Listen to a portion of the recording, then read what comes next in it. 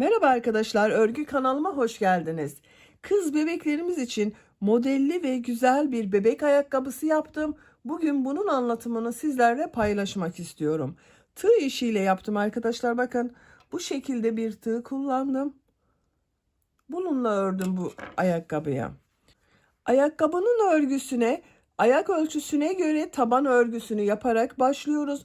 Ben bugün bu ayakkabı anlatımını 3 aylık bebek ayak ölçüsüne göre anlatıyorum. 3-6 aylık bebekler için uygun ölçüde arkadaşlar. Buradan bakın ayak tabanını yapacak olduğunuz bebeğin büyüklüğüne göre bu zincir sayısını daha fazla yaparak daha büyük çocuklarınız için yapabilirsiniz. 0-1 yaşa kadar aynı şekilde bu üst bölümlerini yapabilirsiniz. Sadece bu ayak tabanını daha büyük yaparsınız. Diğer bölümleri benim yaptığım gibi yapabilirsiniz. Sadece buradaki sayılar artacaktır. Ayakkabı örgüsünde 3 renkli kullandım arkadaşlar. Bakın koyu pembe renk olarak ben bu ipliği kullandım. Elimde bu renk olarak bu iplik vardı. Bunu kullandım. Lacolux Minnoş Baby markalı bir iplik. Siz istediğiniz marka iplikleri kullanarak yapabilirsiniz. Pembe renk olarak da Alize Şeker'in bebe ipliğini kullandım. Bebek takımı olarak yaptım. Onun için bu iplikleri kullandım. Siz isterseniz renkli iplikleri, patik iplikleri kullanabilirsiniz. Koton iplikler ile de yapabilirsiniz. Düğme olarak da bakın 2 tane düğme yaptım. Şu şekilde arkadaşlar. Bebeğin ayak bileğine göre burada düğme ilikleri yaptım. Buna takıyoruz bakın. Çok az miktarda da beyaz renk ipliğe ihtiyacımız var. Tığ olarak ben bugün 0 numara 2.10 milimetre tığ kullandım.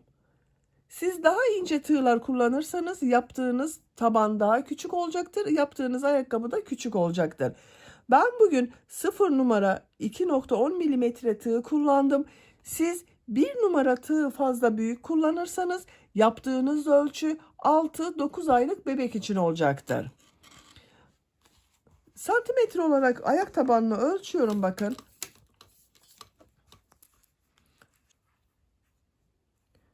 10 santimetre taban ölçüsü var bakın arkadaşlar. Taban uzunluğu var. Bu da 3 aylık bebek için standart ölçü. Sizin bebeğinizin ayağının büyüklüğüne göre bu standart ölçü değişebilir. Benim size söylemiş olduğum standart bebek ayak ölçüsü arkadaşlar. Siz daha büyük veya yeni doğan bebek için yapmak istiyorsanız bebekler için olan standart ayak ölçü tablosunu ben hazırladım. Bu videonun açıklama bölümüne ekliyorum. Siz izlediğiniz bu videonun açıklama bölümünde bulunan tabloya göre bu ayak tabanının başlama zincir sayısını daha fazla veya daha az yaparak hazırlayabilirsiniz. Bakın çok şirin ve güzel bir ayakkabı. Hazırsanız hep birlikte bu güzel ayakkabının örgüsüne başlayalım. Örgü kanalıma abone değilseniz abone olmayı unutmayın lütfen. Örgü kanalıma abone olmak ücretsiz. Örgü kanalıma ücretsiz abone olup orada bulunan zil şeklinde dokunarak açık yaparsanız kanalıma video yüklediğim zaman ilk önce size bildirim gelir.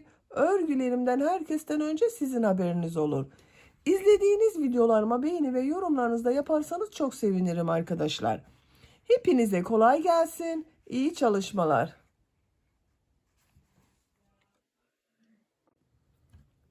Ayakkabının örgüsüne taban örgüsünü yaparak başlıyoruz. Taban örgüsü için zincir yapıyorum. İlk ilmeği bakın ben bu şekilde yapıyorum. Size nasıl kolay geliyorsa ilk ilmeği öyle yapabilirsiniz. Zincirleri yapmaya başlıyorum.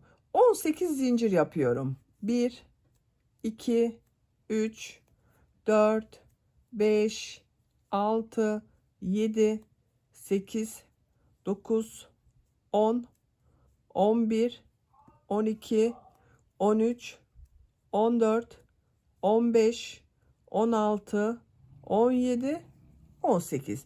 18 zincir yaptım. Zincirin uzunluğunda ölçelim arkadaşlar. Elinizin sıklığına göre sizin zincir sayınız değişebilir. Ölçtüğüm zaman 6 santimetre zincir uzunluğu var. İnç olarak ölçüyorum. 2,5 inç. Tığ üzerine iplik almadan bir ilmek atlıyorum. İkinci ilmek içine 2 sık iğne yapıyorum. 1, 2. Burası ayakkabının topuk bölümü olacak. Burası ön bölüm olacak arkadaşlar. 7 zincir üzerine sık iğne yapıyorum. 1, 2, 3, 4,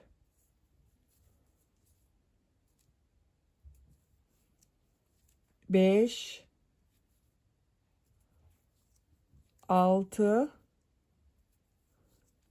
7. 7 sık iğneyi yaptım. Tığ üzerine iplik alıyorum.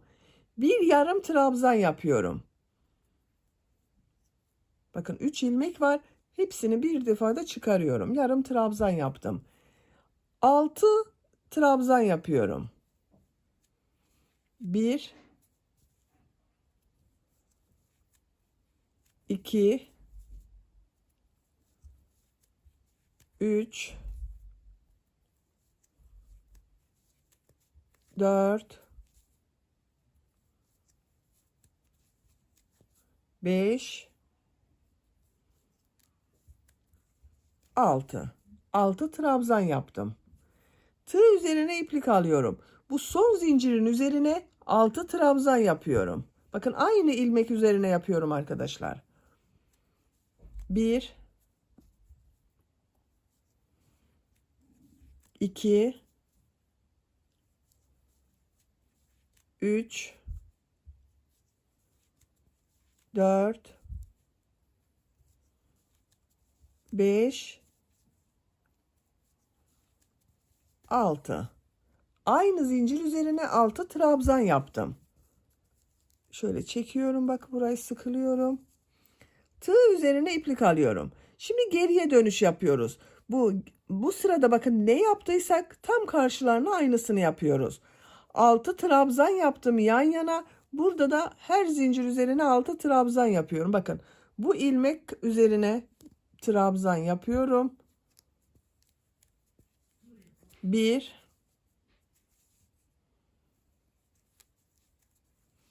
2, 3, 4, 5,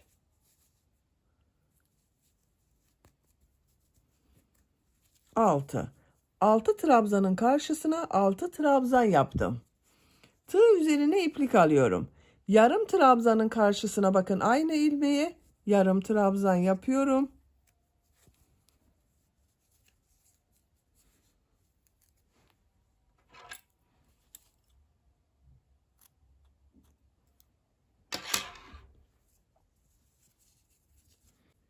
Yarım trabzandan sonra burada bulunan 7 sık iğnenin karşısına 7 sık iğne yapıyorum.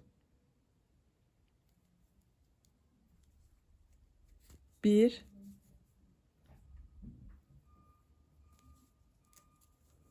2,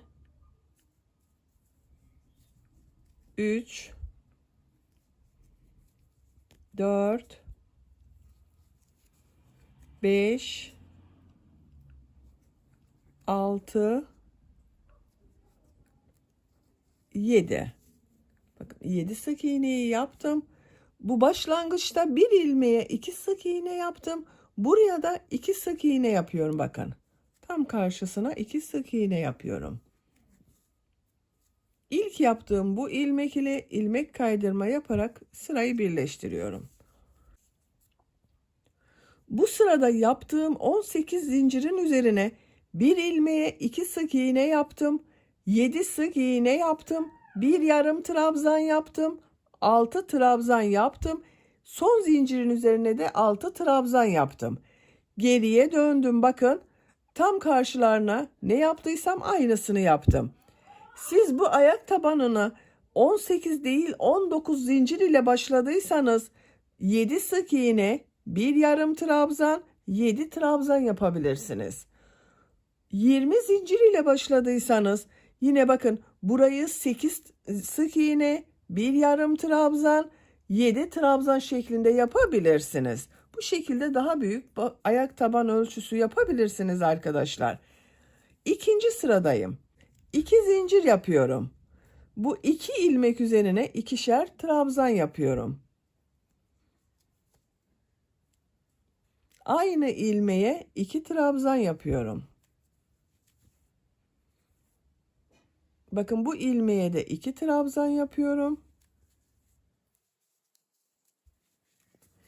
2 ilmek üzerine ikişer trabzan yaptım. Takip eden ilmeklere birer defa trabzan yapıyorum. Burada yaptığım 6 trabzana kadar. 14 trabzan yapıyorum arkadaşlar bak. 1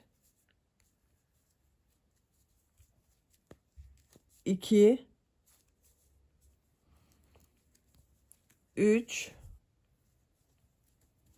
4 5 6 7 8 9 10 11 12 13 14 trabzan yaptım. Siz bu taban örgüsünü 19 zincir ile başladıysanız 15 trabzan olacaktır.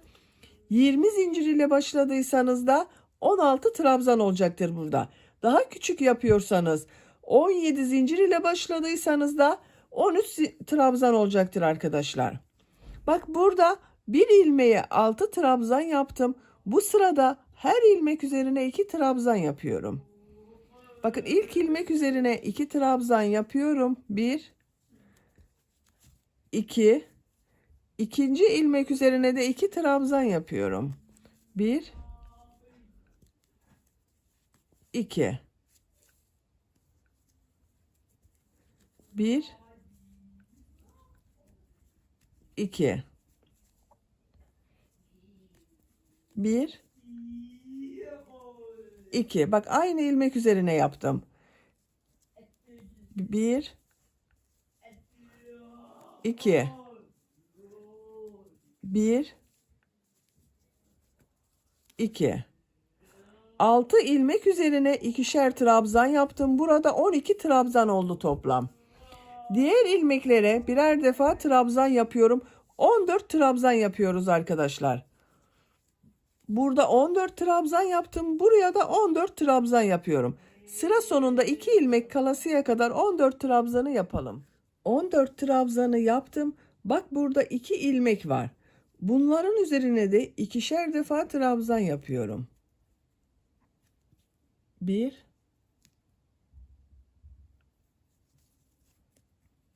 2. Bakın aynı ilmeğe 2 trabzan yaptım.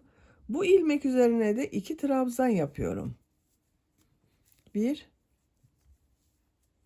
2. Sıra başında da bakın 2 ilmeğe ikişer trabzan yaptım. Sıra sonunda da 2 ilmeğe 2 trabzan yaptım. Bu ilmek ile bak 2 zincir yaptığım bu ilmek ile ilmek kaydırma yaparak sırayı birleştiriyorum. İkinci sırayı tamamladık. Üçüncü sıradayız. 2 zincir yapıyorum. Burada bak 1 2 3 4 ilmek var. Bunlara ikişer trabzan yapıyorum. 1 2 1 2 1 2 1 2 1 2 3 4 tane ikişerli trabzan yaptım. 14 ilmek üzerine trabzan yapıyorum. Bak her ilmeğe bir trabzan yapıyorum burada. 14 trabzanı yapalım. Bu ilk yaptığım şu çift yaptığım ilmeğe kadar. 14 trabzanı yaptım. Bak bu 6 trabzan üzerine ikişer trabzan yaptığım ilk ilmeğe geldim. Bu ilk ilmek üzerine 2 trabzan yapıyorum. 1, bak aynı ilmeğe yapıyorum. 2, bir ilmeğe bir trabzan yapıyorum. Bunu bir yaptım. Takip eden 8 ilmek üzerine ikişer trabzan yapıyorum.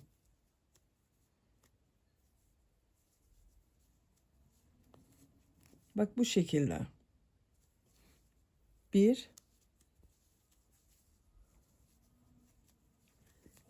2,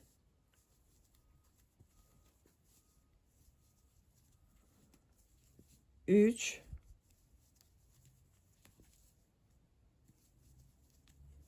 4,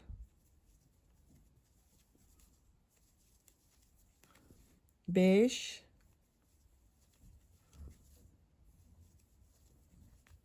6,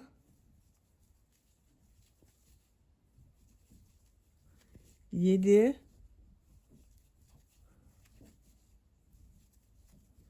8. Bak burada 2 ilmek kaldı. Sayalım. Bir ilmeğe 2 trabzan yaptım.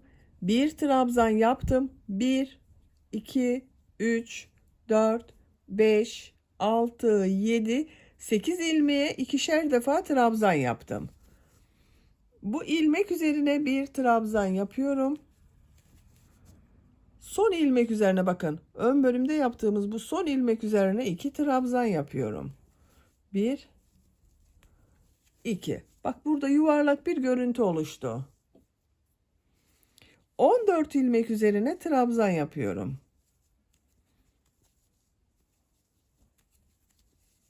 Buraya kadar tamamlayalım. 14 trabzanı yaptım. Burada 1, 2, 3, 4 ilmek kaldı. Bunların üzerine ikişer trabzan yapıyorum. Bak burada da 4 ilmek üzerine 2 trabzan yaptım. Burada da aynısını yapıyorum sıra sonunda. 1, 2,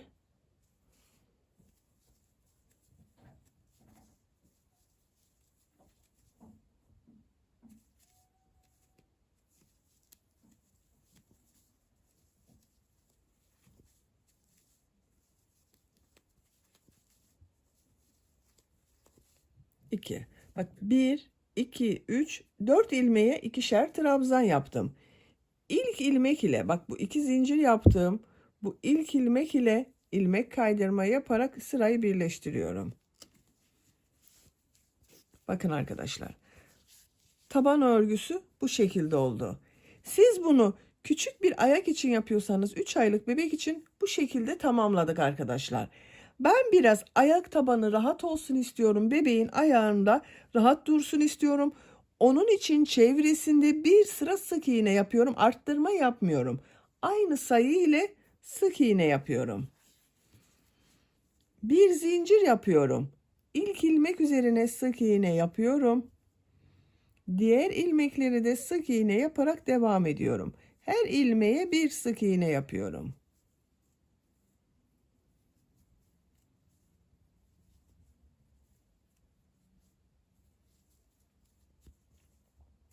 Sıra sonuna kadar devam edelim. Sık iğne yaparak sıra sonuna kadar tamamladım. Son ilmek ile ilk yaptığım bu ilmeği ilmek kaydırma yaparak sırayı birleştiriyorum. Bakın arkadaşlar, görüntüsü bu şekilde oldu. Bu bir sıra üzerinde 66 sık iğne var. Santimetre olarak ölçüyorum. Bakın, ayak taban ölçüsünü ölçüyorum. 10 santimetre taban ölçüsü var. Bu ölçüde 3 aylık bebek için yeterli bir ölçü. Siz farklı ölçülerde yapmak istiyorsanız bebekler için olan standart ayak ölçü tablosunu ben hazırladım. Bu videonun açıklama bölümüne ekliyorum. Siz izlediğiniz bu videonun açıklama bölümünde bulunan standart ölçü tablosuna göre bu ayak tabanını hazırlayabilirsiniz arkadaşlar. Bir zincir yapıyorum. Bir sıra daha bu renk ile sık iğne yapıyorum. Ama bak bu şekilde yapmıyorum. İlmeği şu şekilde alıyorum. Bak yukarıdan alıyorum. Sık iğne yapıyorum. Bak şöyle üst ilmekten alıyorum.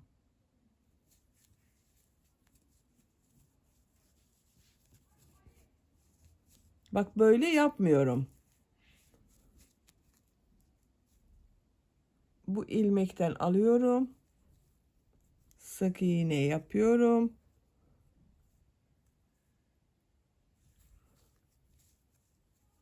Yine sık iğne yapıyorum bakın arkadaşlar. Bak görüntü yukarıya doğru bakıyor.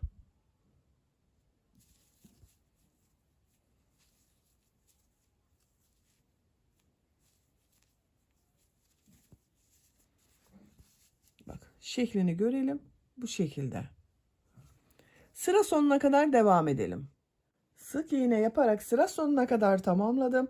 Son ilmek ile burada bulunan ilk ilmeği ilmek kaydırma yaparak sırayı birleştiriyorum. Bakın. Bir sıra sık iğne yaptık. Sık iğneli üst tarafta bulunan ilmeklerden alarak yaptım arkadaşlar. Bu bir sıra üzerinde 66 sık iğne var. İkinci sıradayız. İkinci sırada ilmek rengini pembe renk yapıyorum. Bakın bu şekilde açık renk pembe ile devam ediyorum. Bu renk ile de bir sıra daha sık iğne yapıyorum. Bakın şu şekilde içinden geçirdim. Elimle düzeltiyorum. Bir zincir yaptım, sağlamlaştırdım. Aynı ilmek içine sık iğne yapıyorum.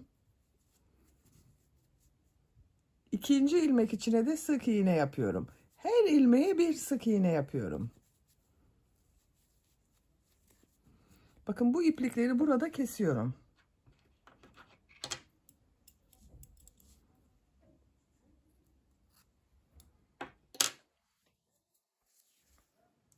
Her ilmeğe bir sık iğne yaparak sıra sonuna kadar devam edelim. Pembe renk iplik ile bir sıra sık iğne yaptım. Sıra sonuna kadar tamamladım. Son ilmek ile ilk ilmeği ilmek kaydırma yaparak sırayı birleştiriyorum. Bakın arkadaşlar, ikinci sırada yine sık iğneler yaptım. Bu bir sıra üzerinde 66 sık iğne var. Üçüncü sıradayız. Üçüncü sırada beyaz renk iplik ile model yerleştirmesi yapıyorum. Bakın bununla model yer yapıyorum.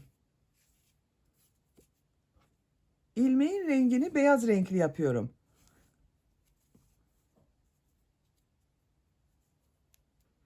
Bir zincir yaptım, sağlamlaştırdım. Bu pembe renk iple isterseniz burada kesebilirsiniz arkadaşlar. Ben kesmiyorum. Bir sonraki sırada tekrar pembe renk iplik ile devam edeceğiz. Onun için pembe renk ipliği burada ben bekletiyorum. Siz eğer isterseniz onu kesebilirsiniz bakın. Şu şekilde buradan keserek bir sonraki sırada bağlayabilirsiniz. İlk ilmek içerisine model yapıyorum bakın. Bir şu şekilde tığ takıyorum. İlmek aldım. Tığ üzerinde 2 ilmek var. Tığ üzerine iplik alıyorum. Aynı ilmekten tığ taktım. İlmek aldım. Bakın 2 4 ilmek oldu. İplik alıyorum. Hepsinin içinden bir defa da çekiyorum. Bir zincir yapıyorum. Bir ilmek atlıyorum. İkinci ilmeğe bakın tığ üzerine iplik almadan tığ takıyorum. İlmek alıyorum. Tığ üzerinde 2 ilmek oldu. Tığ üzerine iplik alıyorum. Aynı ilmekten ilmek alıyorum. Tığ üzerinde bakın 4 ilmek var. Hepsinin içinden bir defa da çekiyorum. Bir zincir yapıyorum. Tığ üzerine iplik almadan bir ilmek atlıyorum. İkinci ilmekten ilmek aldım. Tığ üzerine iplik alıyorum. Aynı ilmekten tekrar bir ilmek daha alıyorum. Bakın 4 ilmek oldu. Hepsinin içinden bir defa da çekiyorum. Elimi takip ederseniz daha iyi anlaşılır arkadaşlar. Bakın bir zincir yapıyorum. Tığ üzerine iplik almıyorum. Bir ilmek atlıyorum. İkinci ilmekten ilmek aldım. Tığ üzerine iplik doluyorum. Aynı ilmekten ilmek alıyorum. Hepsinin içinden bir defa da çekiyorum. Bakın modeller bu kadar.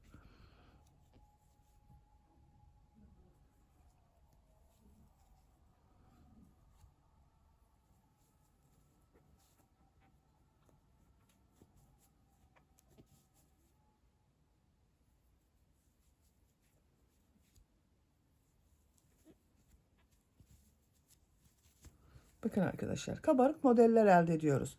Sıra sonuna kadar devam edelim. Modelleri yaparak sıra sonuna kadar tamamladım. Bakın bu ilmek üzerine de bir model yaptım. Bir zincir yapıyorum. Bu son ilmeği atlıyorum.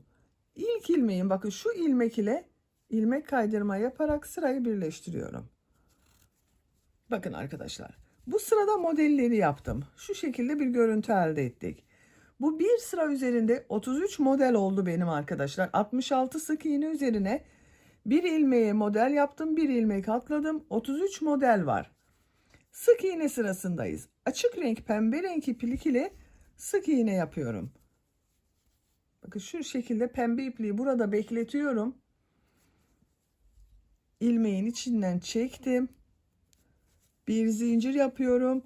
Aynı ilmeğe sık iğne yapıyorum. Bu beyaz ipliği keseceğiz arkadaşlar. Bir iki sık iğne yapalım, sonra keseceğiz bakın. Şu ilmeğe şu şekilde sık iğne yapıyorum. İlmek üzerine sık iğne yapıyorum. Bakın burada bulunan ilmeğe sık iğne yapıyorum. Şu ilmeğe sık iğne yapıyorum. Bakın iki model ortasında şu boşluk var, bir de ilmek var. Boşluğa bir sık iğne yapıyorum. İlmek üzerine bir sık iğne yapıyorum. Beyaz renk ipliği kesiyorum.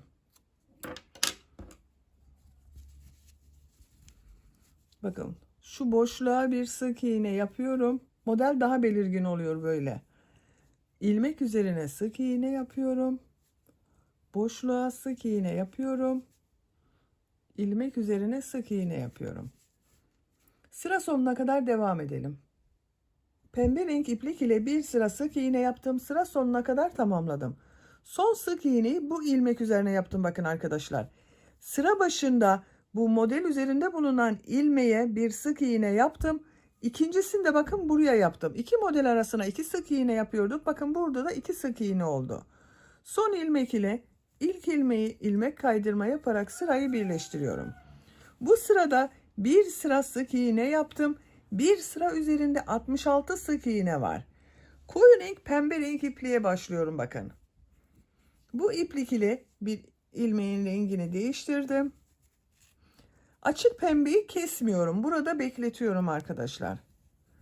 Bir zincir yaptım, sağlamlaştırdım.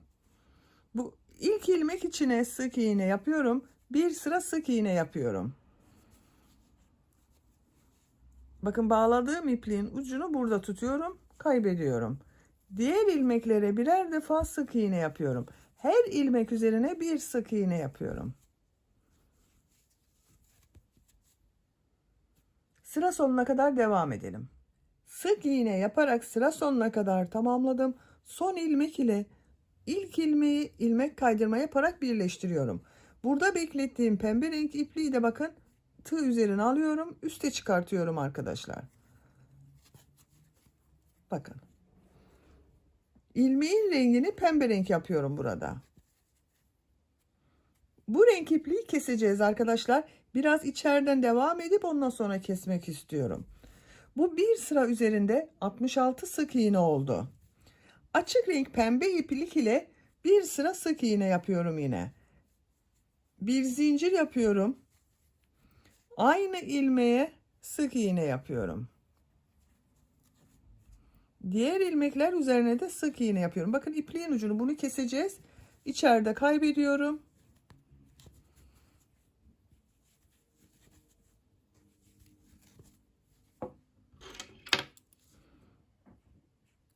Bu ipliği kestim. Artık örgüye pembe renk iplik ile devam edeceğiz. Her ilmek üzerine bir sık iğne yapıyorum bakın. Sıra sonuna kadar devam edelim.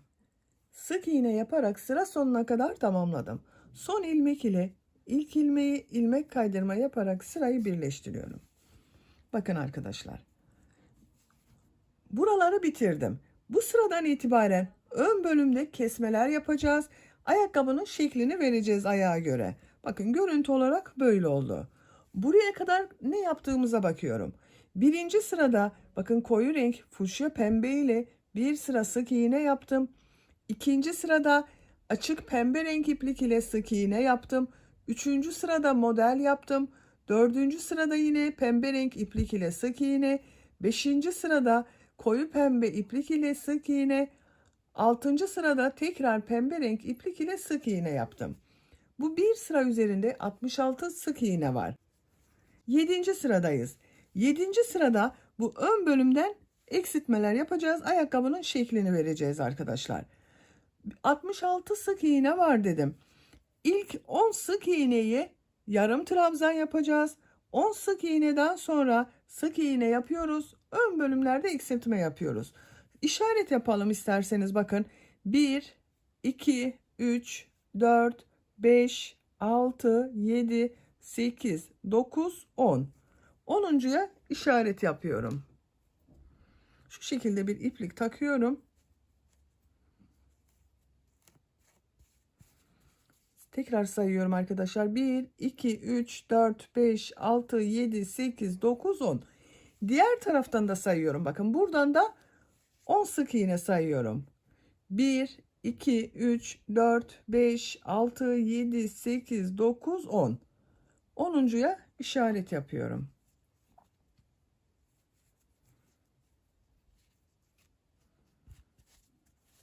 Bakın. Topuk bölümünde işaretleri yaptım. Şimdi ön bölüm için işaretleri yapıyorum. Bu işaret yaptığım ilmekten sonra 1, 2, 3, 4, 5, 6, 7, 8, 9. Bakın 9'uncudan sonra 10. ilmeğe işaret yapıyorum. Ön bölümde 28 işaret yapıyorum arkadaşlar. 2, 4, 6, 8, 10, 12, 14, 16, 18, 20, 22, 24, 26, 28. 28.'ye işaret yapıyorum. Burası kesme yapacağımız ön bölümün işaretleri. Burada kaç ilmek kaldığına bakıyorum iki işaret arasında. 2, 4, 6, 8, 9. Bakın eşit oldu. İşaretleri yaptım. Siz bu ayakkabıyı daha büyük çocuk için yapıyorsanız, bu başlangıç zincir sayısını 19 zincir ile başladıysanız, bu işaret ile, bakın bu ilk işaret arasında 20 sık iğne olacaktır. Benim 19 sık iğne var. 10 buraya işaret yaptım, 9 buraya. 20 işaret olursa 10 buraya, 10 da sık iğne olarak işaret yapabilirsiniz. Bu şekilde daha büyük ayakkabılar yapabilirsiniz. Bu ön bölümde işaret yaptığınızı aynı 28 işaretle bırakabilirsiniz. 7. sıradayım. Bir zincir yapıyorum. İlk 10 ilmek içerisine yarım trabzan yapıyorum. Yarım trabzanı bakın şu şekilde tığın üzerine iplik alıyorum. Trabzan yapıyor gibi ilmek aldım. Hepsinin içine bir defa da çekiyorum. Bakın 1, 2, 3, 4, 5, 6, 7, 8, 9 işareti çıkarıyorum. Bununla 10 bakın. 10 yarım trabzan yaptım. 9 sık iğne yapıyorum. 1,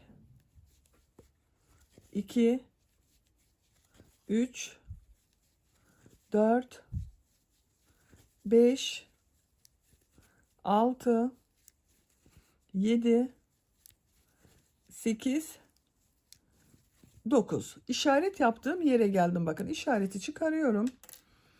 Tığ üzerine iplik alıyorum. Bir ilmek atlıyorum. Trabzan yapıyorum. Bir ilmek atlıyorum. İkinciye trabzan yapıyorum. Bakın atlama yaparak eksiltme yapıyoruz arkadaşlar. Tığ üzerine iplik alıyorum. Bir ilmek atlıyorum. İkinci ilmeğe trabzan yapıyorum. Tığ üzerine iplik alıyorum. Bir ilmek atlıyorum. İkinci ilmeğe trabzan yapıyorum. Bir ilmek atlıyorum. İkinci ilmeğe trabzan yapıyorum. Bir ilmek atlıyorum. ikinci ilmeğe trabzan yapıyorum. Bir ilmek atlıyorum, ikinci ilmeğe trabzan yapıyorum. Bir ilmek atlıyorum, ikinci ilmeğe trabzan yapıyorum. Bu şekilde işaret yaptığım yere kadar devam ediyorum.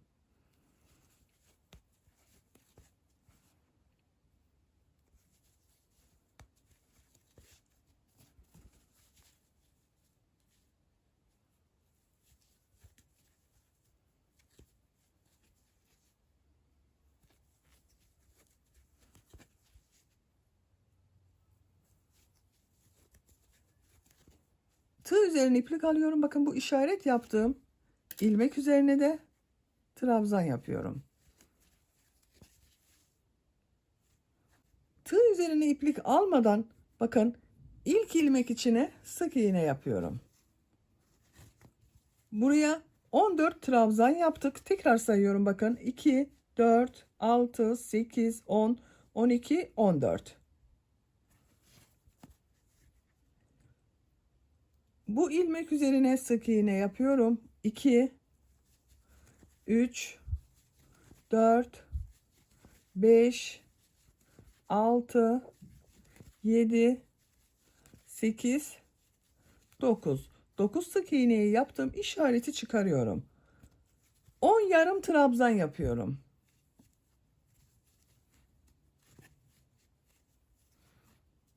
2, 3, 4, 5, 6, 7, 8, 9, 10. Son ilmek ile ilk ilmeği ilmek kaydırma yaparak birleştiriyorum. Bakın 7. sırada bu ön bölümde kesmeler yaptık. Birer ilmek atladık, kesmeler yaptık arkadaşlar. Burada da 10 yarım trabzan yaptım. Bu sırada 8 yarım trabzan yapıyorum. İşaret yapalım isterseniz. Bakın 1, 2, 3, 4, 5, 6, 7, 8. Buraya işaret yapıyorum. Sıra sonunda da 8 işaretliyorum. 2, 4, 6, 8.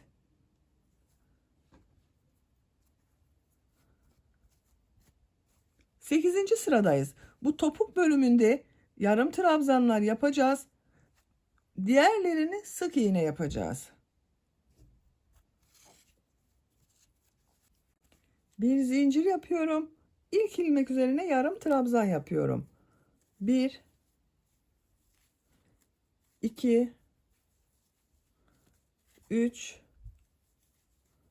4, 5, 6, 7, bakın işaretle birlikte 8. 8 yarım trabzanı yaptım. Diğer ilmek üzerine sık iğneler yapıyorum. İlk ilmek üzerine sık iğne yapıyorum. Diğerlerini de sık iğne yaparak devam ediyorum.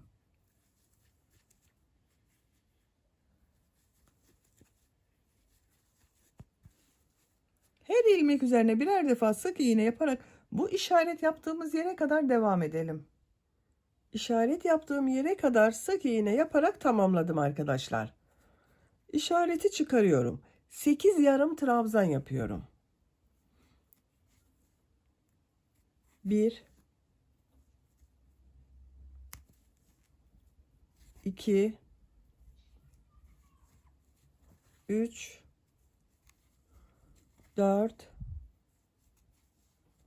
5, 6, 7, 8. İlk ilmek ile ilmek kaydırma yaparak sırayı birleştiriyorum.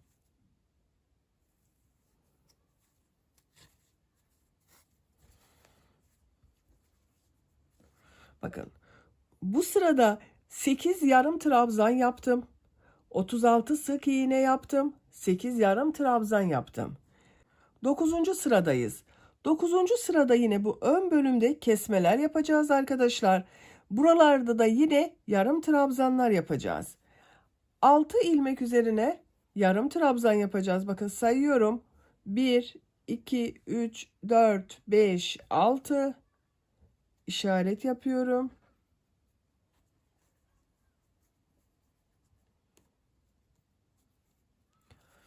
Sıra sonunda yine 6 ilmeğe yarım trabzan yapıyorum. 2, 4, 6.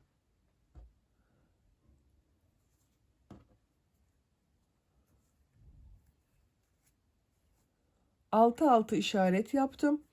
Ön bölümde kesme yapacağım yeri işaret yapıyorum. 13 ilmek sayıyorum. 19 sık iğne vardı bakın ilk başlangıçta.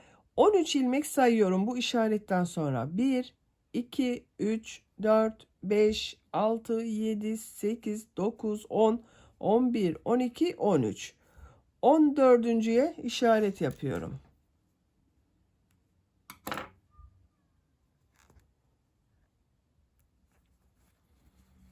Buradan da sayıyorum bak. 2, 4, 6, 8, 10, 12, 13, 14. Kaç işaret yaptığımı sayıyorum. İşaretlerle birlikte bak. 1, 2, 3, 4, 5, 6, 7, 8, 9, 10, 11, 12, 13, 14. 14 kesme yaptık bir alt sırada. 14 ilmek işaret yaptım bu sırada bakın.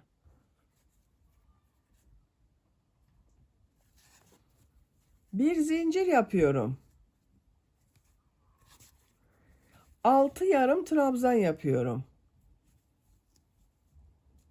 1,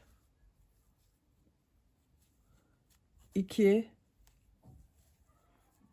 3, 4, 5, 6. 6 yarım trabzanı yaptım. Bunları sık iğne yapıyorum. İşaret yaptığım yere kadar sık iğne yapıyorum. 13 sık iğne var. 2, 3, 4, 5, 6, 7, 8, 9, 10, 11, 12, 13. 13 sık iğneyi yaptım. İşareti çıkarıyorum. Tığ üzerine iplik alıyorum. Bir ilmek atlıyorum. İkinci ilmek üzerine trabzan yapıyorum. Tığ üzerine iplik alıyorum. Bir ilmek atlıyorum. İkinci ilmek üzerine trabzan yapıyorum.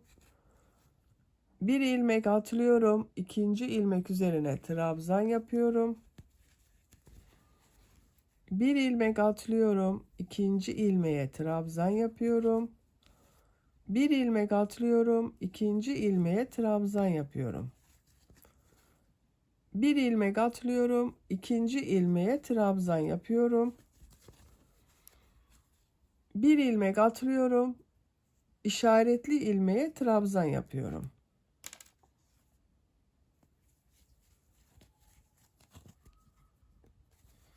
Bakın. Kaç kesme yaptığımı sayıyorum. Atlama yaptığım ilmekleri sayıyorum arkadaşlar. 1, 2, 3, 4, 5, 6, 7. 7 kesme yaptık bu sırada da.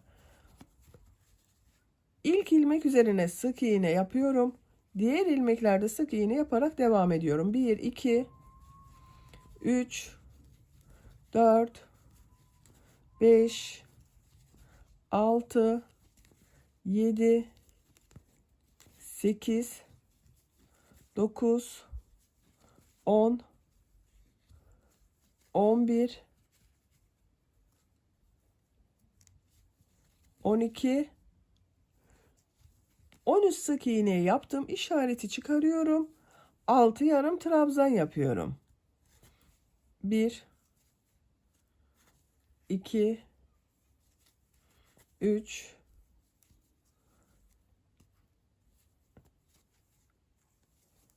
4, 5, 6. İlmek kaydırma yaparak sırayı birleştiriyorum.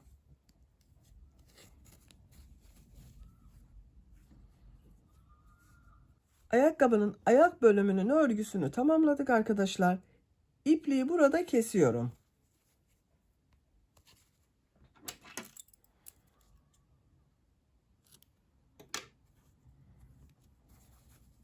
Bakın çok güzel oldu.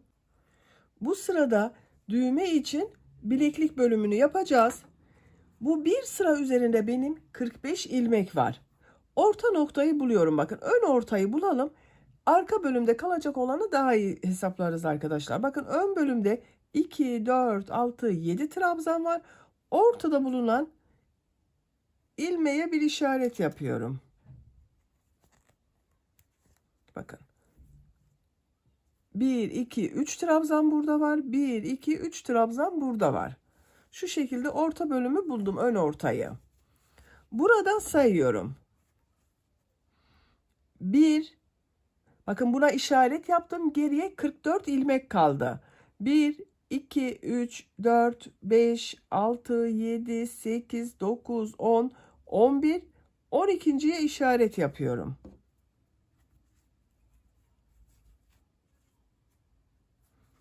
Diğer taraftan da sayıyorum. 2, 4, 6, 8, 10, 11, 12. 12.'ye işaret yapıyorum.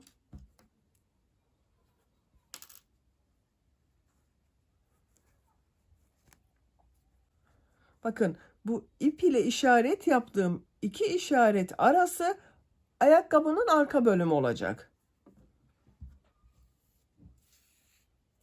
Burada da 22 ilmek var arkadaşlar. İki işaret arasında 22 ilmek var. Zincir yapıyorum ilk önce. Şu şekilde bakın zincir başlıyorum. 30 zincir yapalım.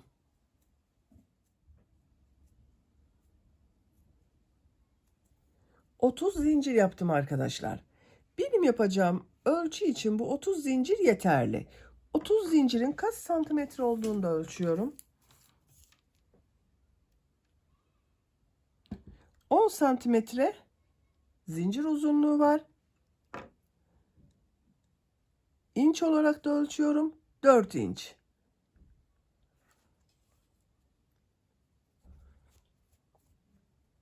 Tığ üzerine iplik alıyorum. Bakın şu şekilde tutuyorum ayakkabıyı. Bu ilk işareti, bakın burada bulunan işareti çıkarıyorum. Bu işaretten yarım trabzan yapıyorum.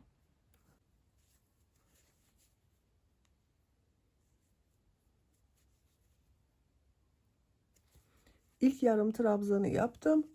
Diğer ilmekleri de yarım trabzan yaparak devam ediyorum.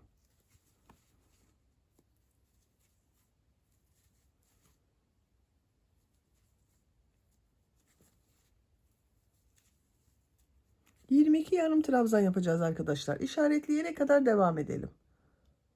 Yarım trabzanlar yaparak bakın işaret yaptığım yere kadar tamamladım. İşareti çıkarıyorum. Buraya da bir yarım trabzan yapıyorum. 22 yarım trabzan oldu arkadaşlar burada. Bir zincir yapıyorum. Örgüyü çeviriyorum. Yarım trabzan sırası yapıyorum yine. İlk ilmek üzerine yarım trabzan yapıyorum. Diğer ilmekleri de yarım trabzan yaparak devam ediyorum.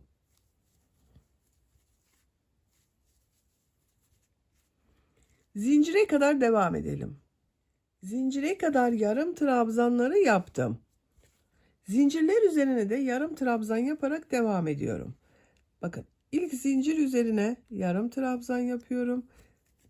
Bu zincirler üzerinde 30 zincir vardı arkadaşlar. 22 zincir üzerine yarım trabzan yapıyorum bakın.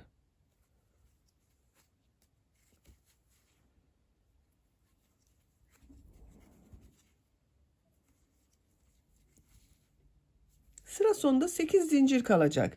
Yarım trabzanlar yaparak devam edelim. Zincirler üzerine 22 yarım trabzan yaptım. Buraya 2 tane düğme iliği yapıyorum arkadaşlar. Düğme iliği için 2 zincir yapıyorum. Tığ üzerine iplik alıyorum. 2 ilmek atlıyorum. 2 ilmek içine yarım trabzan yapıyorum. Bakın 2 yarım trabzan yapıyorum. 1, 2. Düğme iliği için 2 zincir yapıyorum. 2 ilmek atlıyorum. 3 ve 4. zincirler üzerine yarım trabzan yapıyorum.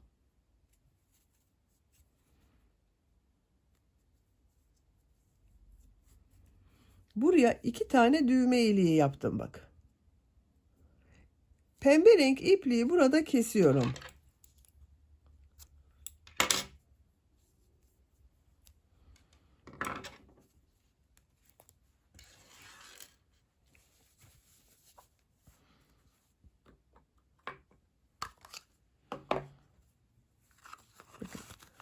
Kalıba da giydirdiğim zaman görüntüsüne bakalım. Şu şekilde buraya düğme dikeceğiz. Bakın bu düğme iliklerini düğme için yaptım. Burada bitirmiyorum. Bu renk iplik ile çevresinden kaydırma tekniği yapacağız arkadaşlar. Buradan başlıyorum bak. Bu ilmekten bir ilmek yapıyorum. Bir zincir yapıyorum. İlk ilmek üzerine ilmek kaydırma yapıyorum. Bir zincir yapıyorum. İlmek kaydırma yapıyorum. Bir zincir yapıyorum. İlmek kaydırma yapıyorum. Bir zincir yapıyorum. İlmek kaydırma yapıyorum. Bir zincir yapıyorum. İlmek kaydırma yapıyorum. Bir zincir yapıyorum. İlmek kaydırma yapıyorum. Bir zincir, ilmek kaydırma. Buraya kadar devam edelim. Bir zincir, bir ilmek kaydırma yaparak bakın buraya kadar tamamladım. Görüntüsüne bakalım arkadaşlar. Bakın görüntü olarak tırtıklı bir görüntü elde ettik burada. Buranın çevresini tamamen bu şekilde bir ilmek kaydırma, bir zincir şeklinde devam ediyoruz. Bak buraya kadar tamamladım. Bir zincir yapıyorum. Bu ilmeğe ilmek kaydırma yapıyorum.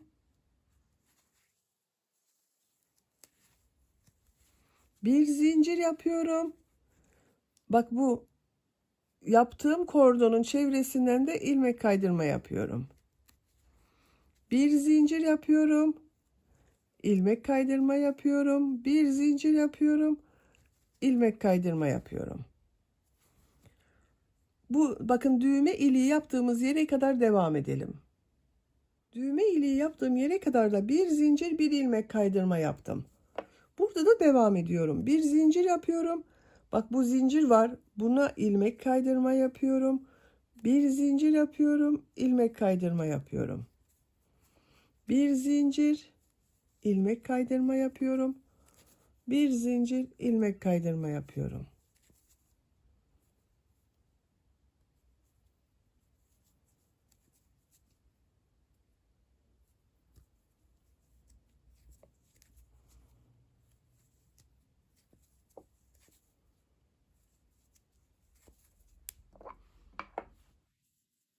Bak burada da devam ediyorum. Bir zincir yapıyorum. İlmek kaydırma yapıyorum. Bu ipleri de arada tutuyorum arkadaşlar. Bir zincir yapıyorum. İlmek kaydırma yapıyorum.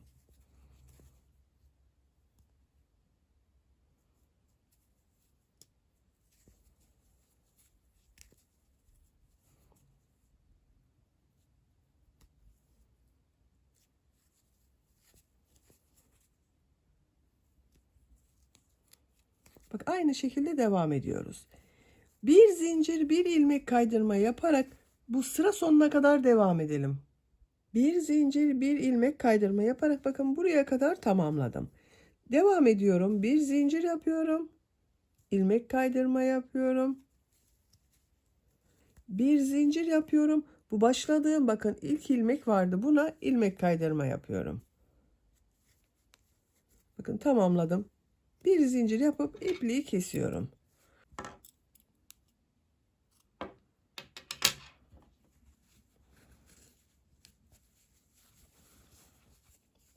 Bakın.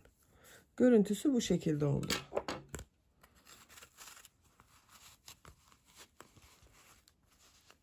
Şöyle düğmesini de buraya diktiğimiz zaman güzel olacak.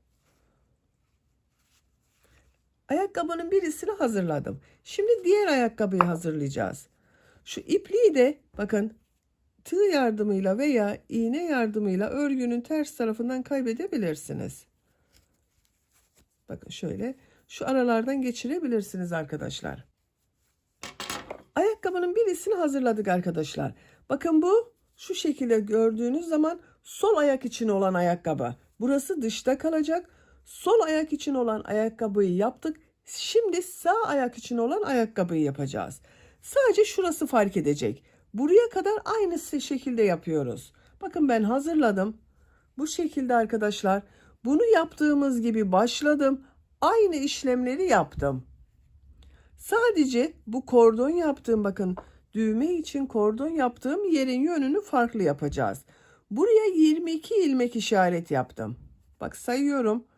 2, 4, 6, 8, 10, 12, 14, 16, 18, 20, 22. 22 ilmek işaret yaptım.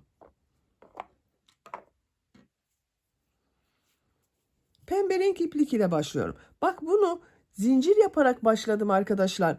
Bunda zinciri sıra sonunda yapacağız.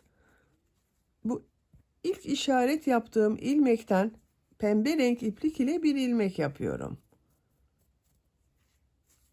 Bir zincir yapıyorum, sağlamlaştırdım. Aynı ilmeğe yarım trabzan yapıyorum. Diğer ilmeklere de yarım trabzan yaparak devam ediyorum.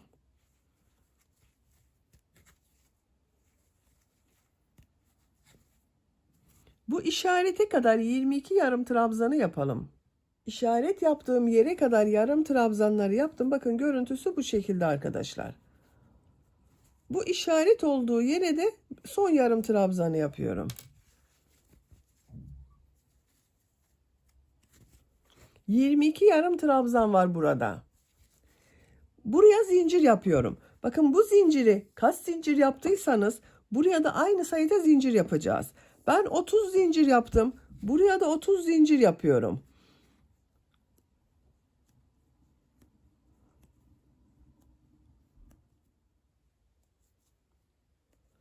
Otuz zinciri yaptım. Bakın bununla aynı sayıda yaptım arkadaşlar.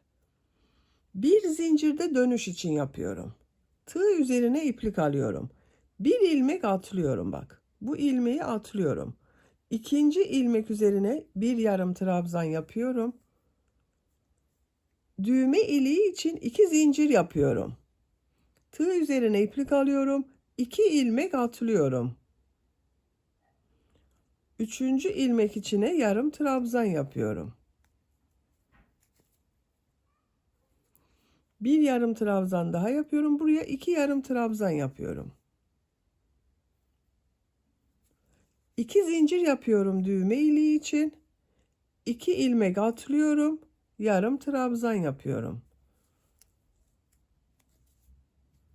Bakın 1 2 düğme iliği yaptım. Diğer ilmeklere de yarım trabzan yaparak devam ediyorum.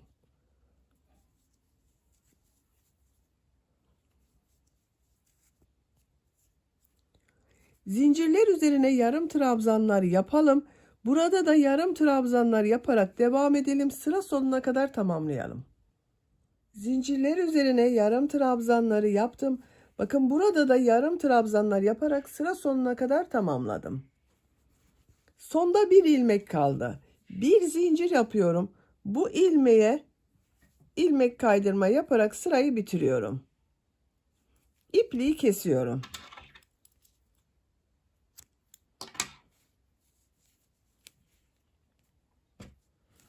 Bakın arkadaşlar, bu da sağ ayak için oldu. Fark etti bakın, değişik yerlerde yaptık bu kordonlarını. Şimdi koyu pembe renk iplik ile burada yaptığımız gibi çevresinden bir zincir, bir kaydırma yapacağız. Buradan başlıyorum bakın bunu da.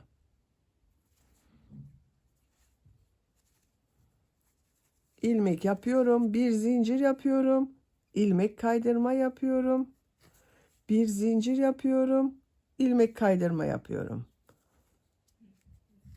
Bir zincir yapıyorum, ilmek kaydırma yapıyorum.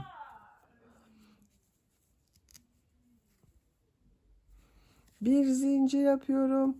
İlmek kaydırma yapıyorum. Bir zincir yapıyorum. İlmek kaydırma yapıyorum. Bunda yaptığımız gibi çevresinden bir zincir, bir ilmek kaydırma yaparak başladığımız yere kadar devam edelim. Sıra sonuna kadar tamamladım arkadaşlar. Bakın en son ilmekten bir zincir yapıyorum. İlk başladığım bu ilmek ile ilmek kaydırma yaparak sırayı bitiriyorum. İpliği kesiyorum.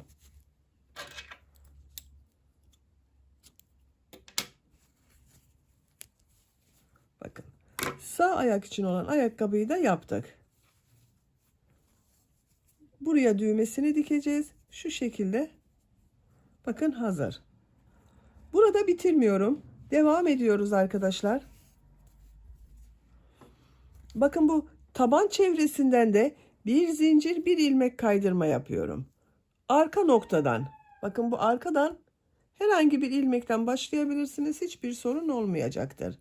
Buradan bir ilmek yapıyorum. Bir zincir yapıyorum. İlk ilmeğe ilmek kaydırma yapıyorum. Bir zincir yapıyorum.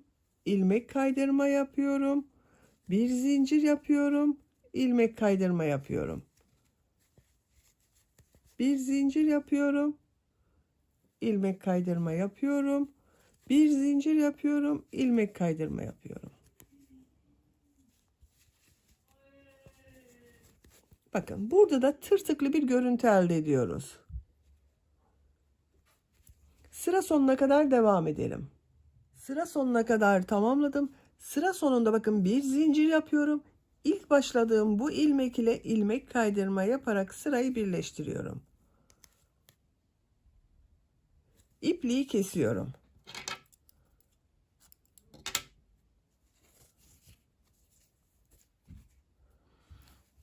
Örgünün içine çekiyorum. Bakın iplik ucunu arkadaşlar. Şu şekilde aynı ilmekten çekiyorum. Burada ilmekler arasından kaybediyorum.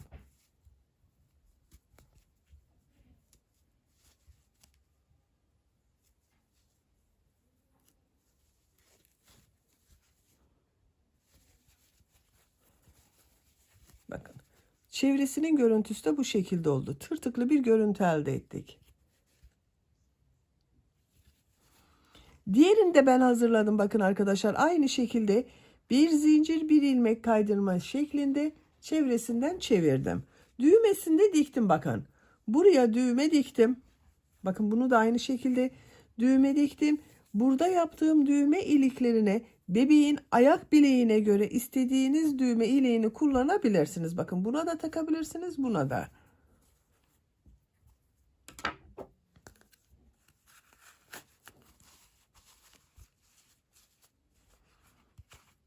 Bakın bu şekilde oldu. Böylece ayakkabının örgüsünü tamamladık. Bakın. Sağ ve sol ayakkabılar hazır arkadaşlar. Taban örgüsü de bu şekilde. Ayak tabanının ölçüsünü söylüyorum arkadaşlar bitmiş olarak.